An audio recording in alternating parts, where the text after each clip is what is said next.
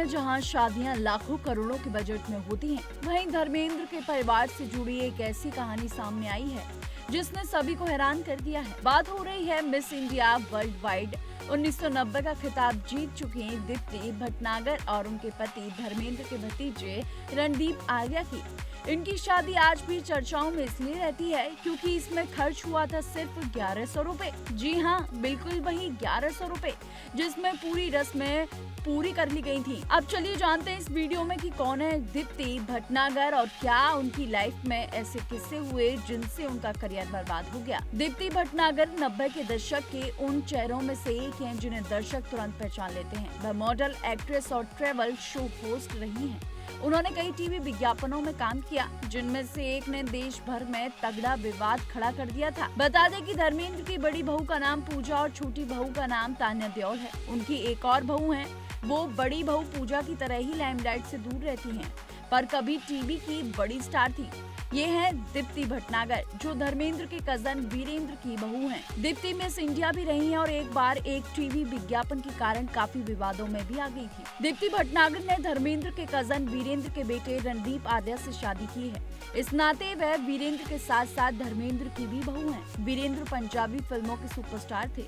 Actor के अलावा वह सक्सेसफुल फिल्म मेकर और राइटर भी रहे हैं।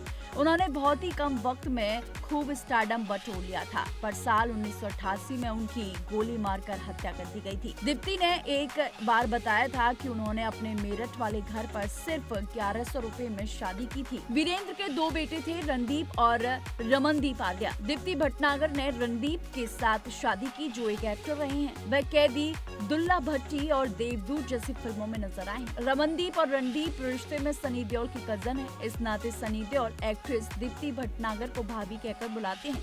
दीप्ति सनी के बेटे करण देओल की शादी में भी शामिल हुई थी।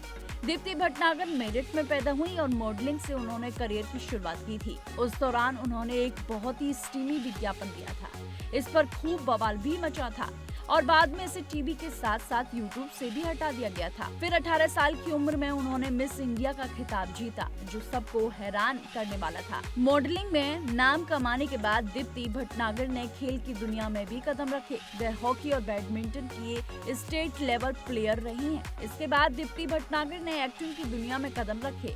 वह आध्यात्मिक टीवी शो यात्रा में भी नजर आई, जो दुनिया भर में छा गया था। इसके बाद उन्होंने एक इंटरनेशनल ट्रेवल शो भी किया था, जिसके लिए वह 90 देशों में घूमी थी। दीप्ति ने कुछ टीवी शोज भी प्रोड्यूस किए थे। दीप्ति भटनागर ने फिर साल 1995 में बॉलीवुड में कदम रखे और एक साल बाद ही तेलुगु सिनेमा में चली गईं। उन्होंने हमसे बढ़कर कौन, हम तुम पे मरते हैं, गंगा की कसम और कालिया के अलावा आमिर खान की फिल्म मन में भी काम किया। दीप्ति भटनागर अब एक प्रोड्यूसर हैं। वह कई फिल्में और टीवी शोज प्रोड्यूस कर चुकी हैं। उनका खुद का प्रोडक्शन हाउस है, जिसे उन्होंने पति रणदीप आर्या के साथ खोला था। दीप्ति भटनागर ने बाद में एक्टिंग से दूरी बना ली और इसकी वजह 2013 में उन्होंने बताई थी। दीप्ति ने कहा था कि वह सेट पर बैठकर शॉट के लिए इंतजार नहीं कर सकती। एक्टर को मैच्योर होना चाहिए और वह मैच्योर हो चुकी हैं। दीप्ति ने ये भी कहा था कि वह एंटरटेनमेंट की दुनिया में अपना दिमाग का इस्तेमाल करना चाहती हैं, न कि चेहरे का। बता दें कि सबसे ज्यादा सुर्खियों में आई ये उस विज्ञापन के लिए जो कि बहुत स्टीमी था।